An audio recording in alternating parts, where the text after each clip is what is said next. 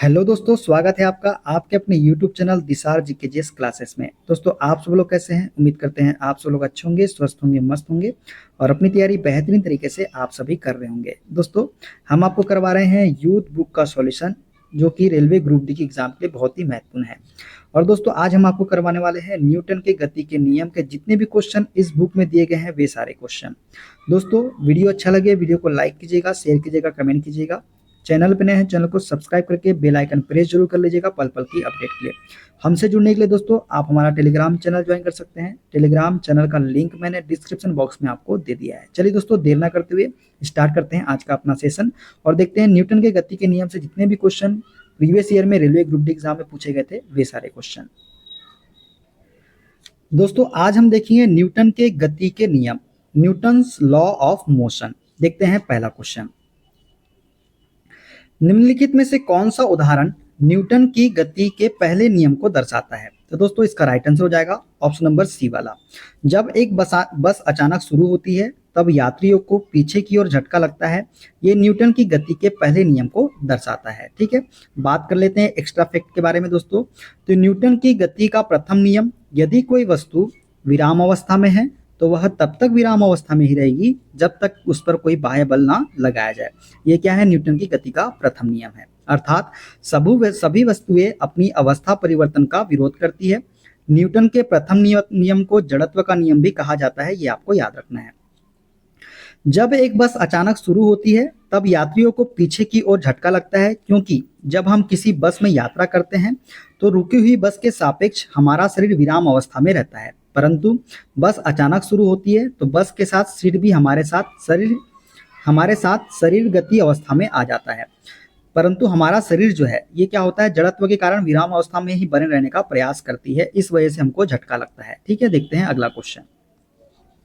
यदि हम पेड़ की शाखा को तेजी से हिलाएं तो कुछ पत्तियां पेड़ से अलग हो जाती है। यह डैश के कारण होता है। तो दोस्तों, ये होता है किसके कारण? जड़त्व के कारण। ऑप्शन सी इसका करेक्ट आंसर हो जाएगा। यदि हम पेड़ की शाखा को तेजी से हिलाएं तो कुछ पत्तियां पेड़ से अलग हो जाती है, यह जड़त्व के कारण होता है। देखते हैं अगला क्वेश्चन। गति का तीसरा नियम डैश और वेग के बीच संबंध प्रदान करता है। दोस्तों, गति का तीसरा नियम जो है ये किसके बीच में संबंध प्रदान करता है? तो वेग और स्थिति के बीच में। किसके बीच में? स्थिति और वेग के बीच में संबंध प्रदान करता है गति का तीसरा नियम। दोस्तों, न्यूटन के गति के तृतीय नियम के अनुसार प्रत्येक क्रिया के बराबर परंतु विपरीत दिशा में प्रतिक्रिया होती है। अतः गति का तृतीय नियम किसी वस्तु की स्थिति तथा वेग के बीच संबंध को दिखलाता है। तो गति का तृतीय नियम क्या है? V square minus u square बराबर 2as, ये आपको याद रखना है। ठीक है, देखते हैं अगला क्वेश्चन। 3 किलोग्राम की एक पिस्तौल से 180 मीटर प्रति सेकंड वेग से एक 40 ग्राम की गोली क्षैतिज रूप से चलाई गई है। पिस्तौल का प्रतिघाती वेग कितना है? दोस्तों, हमको यहाँ पे पिस्तौल का प्रतिघाती वेग पूछा है कितना है। अब मान लेते हैं पिस्तौल v मीटर प्रति सेकंड की वेग से पिछड़ती है। प्रश्न के अनुसार पिस्तौल का संवेग जो होगा ये गोली के संवेग के बराबर होगा, लेकिन माइनस का सिंबल देना है क्योंकि प्रतिघाती वेग हमको पूछा है। दोस्तों, संवेग बराबर क्या होता है? द्रव्यमान इंटू वेग होता है, और गोली का संवेग लेंगे तो क्या हो जाएगा? माइनस में द्रव्यमान इंटू वेग होता है। दोस्तों, m हमको कितना दिया गया है? 3000 दिया गया है पिस्तौल का। v हमको ज्ञात करना है, और गोली का संवेग में द्रव्यमान कितना दिया गया है? 40 ग्राम, और वेग कितना दिया गया है? 180 दिया गया है। जब इसको सॉल्व करेंगे दोस्तों तो क्या हो जाएगा? v बराबर 40 इंटू 180 बटे 3000। इसको जब सॉल्व करेंगे तो एक जीरो से एक जीरो कट जाएगा, एक जीरो से एक जीरो कट जाएगा। 18 चौ 72, 72 बटे 30 करेंगे तो ये हो जाएगा कितना? 72 बटे 30 कितना हो जाएगा? 72 बटे 30 को जब काटेंगे दोस्तों तो कितना निकल के आएगा? काट देते हैं इसको, 2 से काट देते हैं। 2 16, 2 तिया 6, 2 6 12 और 2 धाम 2 तो 15 30 हो जाएगा। फिर काट सकते 3 से, 3 5 15, 3 एकम 3, 3 दूनी 6, 12 बटे 5 कितना आ जाएगा? 12 बटे 5 आ जाएगा। तो 12 बटे जब 5 को सॉल्व करेंगे दोस्तों कितना आ जाएगा? 5 से इसको जब काटेंगे तो 5 दूनी 10 और 5 24, तो कितना आ जाएगा? -2.4 मीटर प्रति सेकेंड निकल के आ जाएगा इसका राइट आंसर। ठीक है, देखते हैं अगला क्वेश्चन। गति का दूसरा नियम डैश से संबंधित है। दोस्तों, गति का दूसरा नियम जो है ये संवेग से संबंधित है। किससे संबंधित है? संवेग से।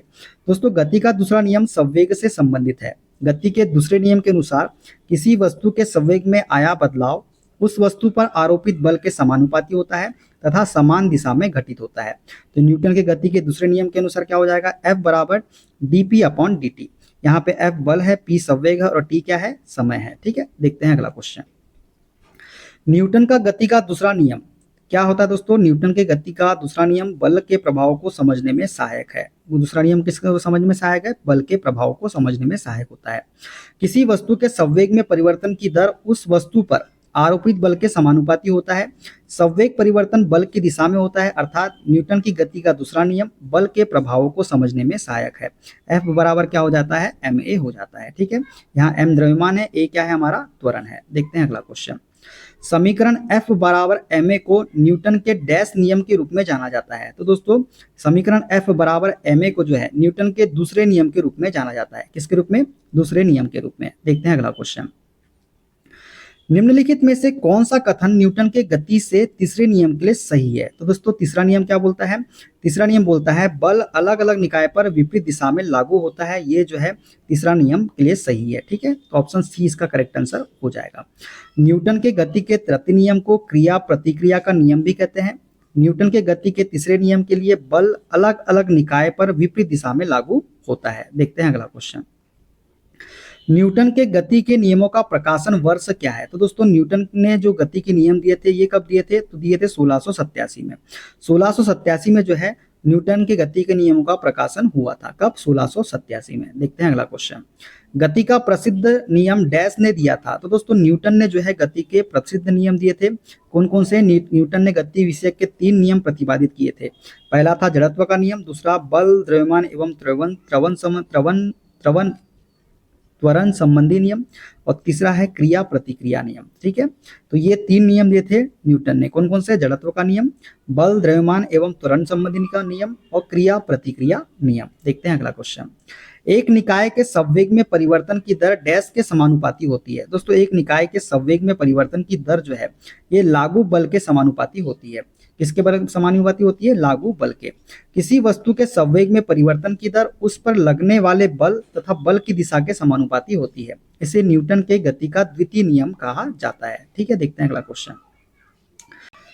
गति का द्वितीय नियम दर्शाता है? दोस्तों गति का द्वितीय नियम जो है ये दर्शाता है ऑप्शन नंबर डी, किसी वस्तु की गति के परिवर्तन की दर शुद्ध बल की दिशा में वस्तु पर लागू शुद्ध बल के अनुपातिक है होती है। ये जो है गति का द्वितीय नियम दर्शाता है। तो इसका राइट आंसर क्या हो जाएगा? ऑप्शन नंबर डी वाला हो जाएगा। देखते हैं अगला। गति का द्वितीय नियम क्या है दोस्तों? किसी वस्तु की गति के परिवर्तन की दर शुद्ध बल की दिशा में वस्तु पर लागू शुद्ध बल के अनुपातिक होती है, अथवा किसी पिंड पर की संवेग परिवर्तन की दर लगाए गए बल के समानुपाती होता है और उसकी दिशा वही होती है जो बल की होती है। ठीक है, देखते हैं अगला क्वेश्चन।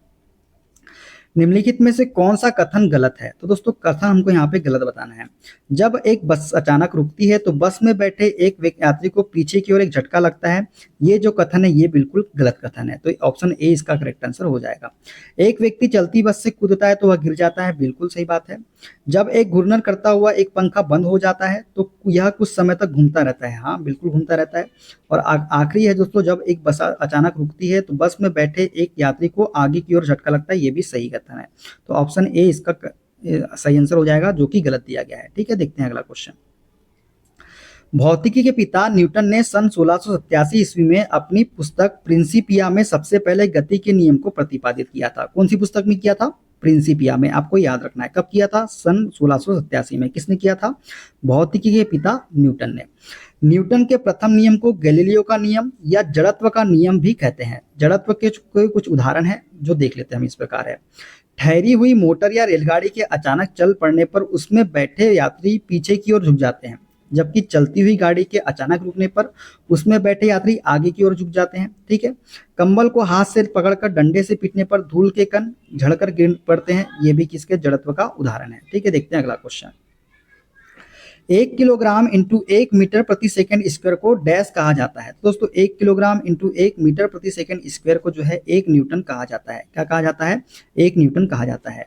न्यूटन के द्वितीय नियम से बल बराबर होता है द्रव्यमान इंटू त्वरण। क्या होता है? F बराबर m इंटू ए होता है। क्या होता है? F बराबर m इंटू ए होता है। दोस्तों 1 किलोग्राम है तो मतलब द्रव्यमान है 1 किलोग्राम, इंटू त्वरण त्वरण क्या है, 1 मीटर प्रति सेकंड स्क्वायर। क्या होता है, 1 मीटर प्रति सेकंड स्क्वायर, और ये बराबर कितना होता है, 1 न्यूटन के होता है। तो ऑप्शन ए इसका करेक्ट आंसर हो जाएगा। देखते हैं अगला क्वेश्चन। तेज गति से आने वाली क्रिकेट गेंद को पकड़ते समय एक क्षेत्र रक्षक अपनी बाहों को पीछे की ओर क्यों करता है? दोस्तों, क्योंकि वह लंबे समय तक कम बल का अनुभव करता है, इस वजह से वह अपने हाथों को क्या है, पीछे की ओर करता है, बाहों को। ठीक है। तेज गति से आने वाली क्रिकेट गेंद को पकड़ते समय क्षेत्र रक्षक अपनी बाहों को पीछे की ओर करता है। इसमें न्यूटन के गति के द्वितीय नियम का पालन होता है, अर्थात गेंद में संवेग परिवर्तन की दर कम हो जाती है, जिससे वह लंबे समय तक कम बल का अनुभव करता है, अतः गेंद का प्रभाव हाथ पर कम पड़ता है। देखते हैं अगला क्वेश्चन। एक राइफल से गोली चलाई गई, यदि राइफल बिना किसी रोक के पीछे की ओर आती है तो राइफल की गतिज ऊर्जा क्या होगी? दोस्तों, एक राइफल से गोली चलाई गई, यदि राइफल बिना किसी रोक के पीछे की ओर आती है तो राइफल की गतिज ऊर्जा जो होती है, ये गोली की गतिज ऊर्जा से क्या होती है, कम होती है। ठीक है। न्यूटन के तृतीय नियम के अनुसार जब हम किसी पिंड पर जितना बल लगाते हैं वह वापस उतना बल लगाती है। इसे क्रिया प्रतिक्रिया बल भी कहा जाता है। यही कारण है कि बंदूक की से गोली चलाने वाले को पीछे की ओर धक्का देता है, तब बंदूक की गतिज ऊर्जा जो है गोली की गतिज ऊर्जा से कम होती है। ठीक है। देखते हैं अगला क्वेश्चन। द्रव्यमान और त्वरण के गुणनफल को कहा जाता है। दोस्तों, द्रव्यमान और त्वरण के गुणनफल को जो है क्या कहा जाता है, तो बल कहा जाता है। क्या कहा जाता है, बल कहा जाता है। न्यूटन के गति के द्वितीय नियम के अनुसार यदि किसी वस्तु पर कोई बाह्य बल आरोपित होता है तो उस वस्तु में बल की दिशा में उत्पन्न त्वरण आरोपित बल के समानुपाती होता है तथा वस्तु के द्रव्यमान के व्युत्क्रमानुपाती होता है। तो क्या हो जाएगा, बल बराबर द्रव्यमान इंटू त्वरण हो जाएगा। देखते हैं अगला क्वेश्चन। निम्नलिखित में से कौन सा उदाहरण न्यूटन के गति के विषयक तृतीय नियम की व्याख्या करता है? तो रॉकेट लॉन्च करना जो है ये न्यूटन के तृतीय नियम की व्याख्या करता है। देखते हैं अगला क्वेश्चन। न्यूटन के गति विषयक तृतीय नियम के अनुसार यदि कोई वस्तु किसी दूसरी वस्तु पर बल लगाती है तो दूसरी वस्तु भी पहली वस्तु पर उतना ही बल विपरीत दिशा में लगाती है। इसे क्रिया प्रतिक्रिया का नियम भी कहते हैं। उदाहरण के लिए देख ले तो बंदूक से गोली चलाने पर बंदूक का पीछे की ओर धक्का देना तृतीय नियम से संबंधित है। रॉकेट लॉन्च करना ये भी तृतीय नियम से संबंधित है। देखते हैं अगला क्वेश्चन। रॉकेट लॉन्चिंग कौन से नियम पर आधारित है? दोस्तों, रॉकेट लॉन्चिंग जो है ये न्यूटन के गति के तृतीय नियम पर आधारित है। ऑप्शन ए इसका करेक्ट आंसर हो जाएगा। रॉकेट लॉन्चिंग जो है दोस्तों न्यूटन की गति का तृतीय नियम पर आधारित है। न्यूटन ने अपने तृतीय नियम में बताया कि प्रत्येक क्रिया के बराबर तथा उसके विपरीत दिशा में प्रतिक्रिया होती है। उदाहरण की बात करें तो बंदूक से जब गोली निकलती है तब चलाने वाले को पीछे की ओर धक्का लगता है। पानी में खड़े नाव से जब जमीन पर कूदा जाता है तो नाव पीछे की ओर हट जाती है। ये सभी किसके उदाहरण है? गति के तृतीय नियम के उदाहरण है। देखते हैं अगला क्वेश्चन। न्यूटन का गति का तीसरा नियम निम्नलिखित में से किस स्थितियों पर लागू होता है? तो दोस्तों, न्यूटन के गति का तीसरा नियम कौन सी स्थिति में लागू होता है? जब कोई व्यक्ति नाव से नदी के किनारे कूदता है तो नाव पीछे की ओर जाती है। ये वाला जो है गति के तृतीय नियम से संबंधित है। ऑप्शन ए वाला, तो ए वाला इसका करेक्ट आंसर हो जाएगा। देखते हैं अगला क्वेश्चन। निम्नलिखित में से कौन सा न्यूटन की गति के तीसरे नियम का उदाहरण है? तो तीसरे नियम का उदाहरण कौन सा हो जाएगा? रॉकेट लॉन्च करना। अभी इसके पहले एक क्वेश्चन आया था। ठीक है। देखते हैं अगला क्वेश्चन। किसी भी क्षण किसी रॉकेट का त्वरण निर्वासित गैसों के वेग की घात nth के समानुपाती होता है। यहाँ n का मान होना चाहिए। तो दोस्तों, किसी भी क्षण किसी रॉकेट का त्वरण निर्वासित गैसों के वेग की घात nth के समानुपाती होता है। यहाँ n का मान कितना होना चाहिए? तो हमेशा 1 होना चाहिए। कितना होना चाहिए? 1 होना चाहिए। रॉकेट नियम न्यूटन के गति के तीसरे नियम पर कार्य करता है। रॉकेट के भीतर एक कक्ष में ठोस या तरल पदार्थ को ऑक्सीजन की उपस्थिति में जलाया जाता है, जिससे उच्च दाब पर गैस उत्पन्न होती है। यह गैस पीछे की ओर तीव्र वेग से निकलती है, अतः निकलने वाली गैस की गति रॉकेट की गति के समान विपरीत दिशा में होती है। तो रॉकेट की गति समानुपाती होती है गैस की चाल पे n की पावर। तो जहां n कितना होना चाहिए? 1 होना चाहिए। ठीक है। देखते हैं अगला क्वेश्चन। एक 70 किलोग्राम का आदमी 50 न्यूटन के बल से एक 50 किलोग्राम आदमी को धक्का देता है। 50 किलोग्राम वाले आदमी ने दूसरे व्यक्ति को कितने बल से धकेला है? तो दोस्तों, 50 न्यूटन के बल से ही धकेलेगा। क्यों? क्योंकि क्रिया प्रतिक्रिया का नियम यहाँ पे लग रहा है, क्योंकि न्यूटन का तृतीय नियम है। न्यूटन के तृतीय नियम जो कि क्रिया प्रतिक्रिया के अनुसार प्रत्येक क्रिया के बराबर परंतु विपरीत दिशा में प्रतिक्रिया होती है। इसलिए एक 70 किलोग्राम का आदमी 50 न्यूटन के बल से एक 50 किलोग्राम के आदमी को धक्का देता है, तो 50 किलोग्राम वाले आदमी ने दूसरे व्यक्ति को 50 न्यूटन के बल से धकेलेगा। ठीक है। देखते हैं अगला क्वेश्चन। न्यूटन के नियम कणों के लिए अच्छे सिद्ध नहीं होते। दोस्तों, न्यूटन के नियम कणों के लिए अच्छे सिद्ध नहीं होते। क्यों? प्रकाश के वेग के साथ तुलनीय वेग में गति करने पर। क्यों अच्छे सिद्ध नहीं होते? प्रकाश के वेग के साथ तुलनीय वेग में गति करने पर ये अच्छे सिद्ध नहीं होते न्यूटन के नियम कणों के लिए। देखते हैं अगला क्वेश्चन। आकर्षण के गुरुत्वाकर्षण बल के अभाव में रॉकेट पर प्रणोदय होता है। दोस्तों आकर्षण के गुरुत्वाकर्षण बल के अभाव में रॉकेट पर प्रणोद जो होता है ये क्या होता है, स्थिर होता है। क्या होता है, स्थिर होता है। रॉकेट न्यूटन के तीसरे नियम पर आधारित है। रॉकेट के भीतर एक कक्ष में ठोस या तरल ईंधन को ऑक्सीजन की उपस्थिति में जलाया जाता है, जिससे उच्च दाब पर गैस उत्पन्न होती है। यह पीछे की ओर एक सक्रिय मुंह से तीव्र वेग के साथ बाहर निकलती है, जिसके फलस्वरूप जो है प्रतिक्रिया उत्पन्न होती है। वह रॉकेट को तीव्र वेग से आगे की ओर ढकेलती है। रॉकेट लगने वाले आकर्षण के गुरुत्वाकर्षण बल के अभाव में रॉकेट पर प्रणोद जो होता है क्या होता है, प्रणोद स्थिर होता है। ठीक है, देखते हैं अगला क्वेश्चन। स्थिर या गतिज अवस्था में परिवर्तन का प्रतिरोध करने की एक वस्तु की प्रवृत्ति को डैश कहा जाता है। दोस्तों स्थिर या गतिज अवस्था में परिवर्तन का प्रतिरोध करने की एक वस्तु की प्रवृत्ति को जड़त्व कहा जाता है। क्या कहा जाता है, जड़त्व कहा जाता है। जड़त्व क्या है दोस्तों, बाह्य बल के अभाव में किसी वस्तु की अपनी विराम अवस्था या समान गति की अवस्था को बनाए रखने की प्रवृत्ति को ही हम क्या बोलते हैं, जड़त्व कहते हैं। अर्थात यदि कोई वस्तु विराम अवस्था में है तो वह विराम अवस्था में रहेगी, या यदि वह एक समान चाल से सीधी रेखा में चल रही है तो वह चलती रहेगी जब तक उस पर कोई बाह्य बल आरोपित ना किया जाए। इसे जड़त्व का नियम या गैलीलियो का नियम भी हम कहते हैं। देखते हैं अगला क्वेश्चन। जब एक कार एक घुमावदार सड़क पर मुड़ती है तो उसमें बैठे यात्री स्वयं पर केंद्र के विपरीत दिशा में एक बल का अनुभव करते हैं या महसूस करते हैं। यह बल डैश के कारण होता है। तो दोस्तों ये होता है जड़त्व के कारण। किसके कारण होता है, जड़त्व के कारण होता है। जड़त्व हमने आपको पूरा बता दिया है। ठीक है, देखते हैं अगला क्वेश्चन। जब एक गिलास पर रखे गए कार्ड को उंगली से धक्का दिया जाता है तो उस पर रखा सिक्का गिलास में गिर जाता है। यह कथन किस नियम को व्याख्यायित करता है। दोस्तों जब एक गिलास पर रखे गए कार्ड को उंगली से धक्का दिया जाता है तो उस पर रखा सिक्का गिलास में गिर जाता है। ये जो है जड़त्व के नियम को व्याख्यायित करता है। किसको, जड़त्व के नियम को व्याख्यायित करता है। देखते हैं अगला क्वेश्चन। निम्नलिखित में से किसके मध्य जड़त्व का मान अधिकतम होता है। दोस्तों जड़त्व का मान जो है सबसे अधिकतम किसके मध्य होता है, तो रेलगाड़ी और हवाई जहाज के मध्य जो है जड़त्व का मान अधिकतम होता है। तो डी इसका करेक्ट आंसर हो जाएगा। किसी भी वस्तु का एक प्राकृतिक गुण जो उसकी विराम या गति की अवस्था में परिवर्तन का विरोध करता है जड़त्व कहलाता है।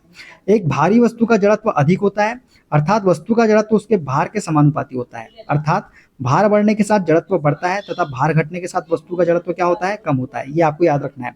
भार के बढ़ने के साथ जड़त्व क्या होता है, बढ़ता है, तथा भार घटने के साथ वस्तु का जड़त्व क्या होता है, घटता है। ठीक है, उदाहरण के लिए रेलगाड़ी, हवाई जहाज, बस आदि भारी वाहन है जिसके जड़त्व का मान क्या होता है, सबसे अधिक होगा। तो दोस्तों ये थे न्यूटन के गति के नियम के सारे क्वेश्चन जो इस बुक में दिए गए थे। अगला जो हमारा टॉपिक होगा हमारा बल के जितने भी क्वेश्चन हैं हम अगले वीडियो में कवर करेंगे। वीडियो कैसा लगा कमेंट बॉक्स में जरूर बताइएगा। वीडियो अच्छा लगे वीडियो को लाइक कीजिए, शेयर कीजिए, कमेंट कीजिए।